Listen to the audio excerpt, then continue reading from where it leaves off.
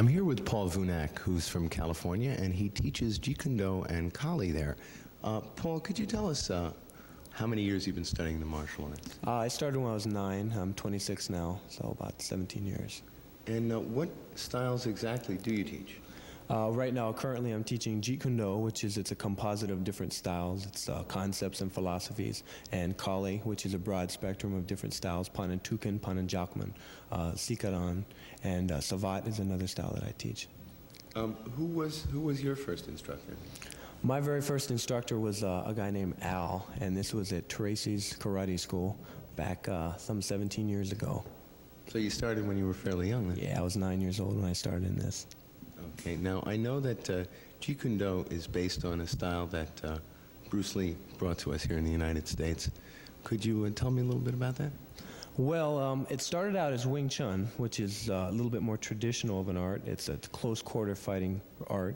And then what Bruce did was he modified it as he came to America. He found that the morphology of the individuals in America is a lot larger. So he adapted his style to that. So he added more kicking, a little bit more headbutting, a little bit more elbowing, made it a little bit more vicious, I would say.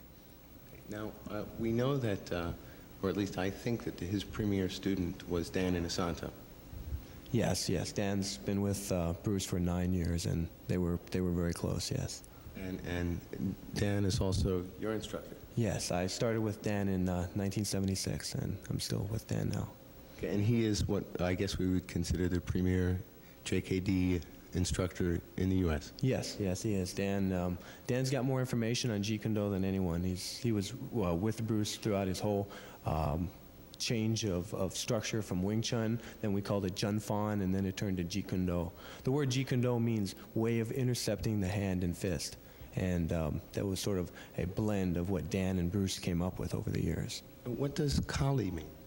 Kali is an ancient art from the Philippines, and it actually comes from the word kalis, which is the knife, or the blade. And Kali is mainly a blade art. It's not the modern terminology like arnis or eskrima is more modern.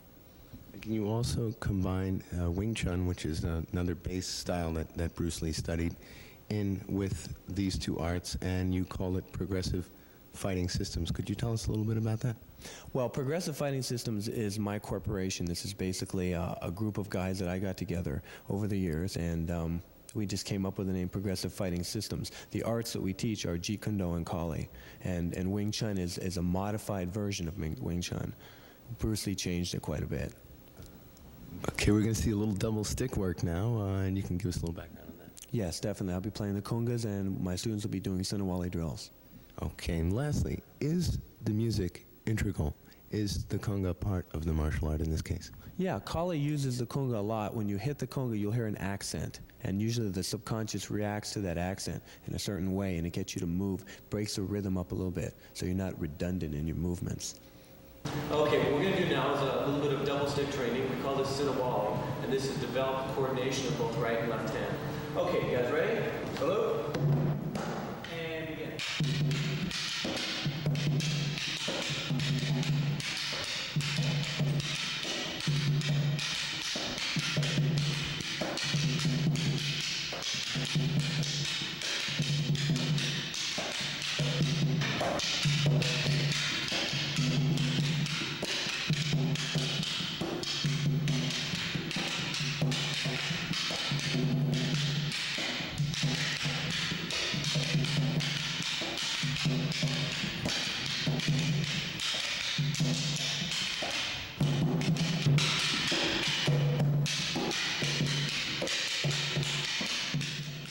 Paul, can you teach Jeet Kune Do to someone in just one weekend seminar?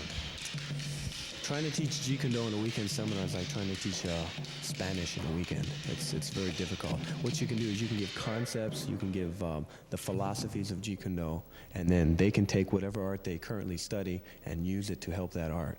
So that's more what we do.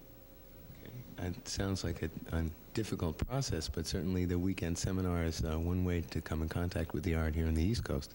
Yeah, that's how we're trying to promote it. We're traveling around a lot and trying to get seminars going as much as possible. And when we do seminars, the whole concept of doing seminars is not to indoctrinate our style to another individual, but more or less just change certain structures that we feel are structural flaws, like putting the hand on the hip as opposed to keeping the hand up. All right, what we call this is Espade Dago, which is long and short, and this drill is mainly for line familiarization. You'll just see one side feeding here.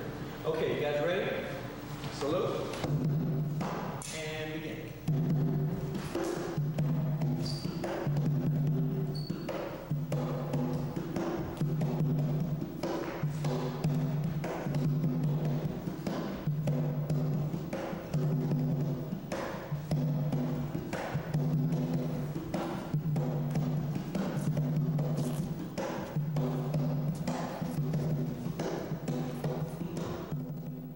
Now, in training, what we've seen of Jeet Kune Do, we might think that if we see Bruce Lee's movies, we might be able to find out more about Jeet Kune Do. Is that possible?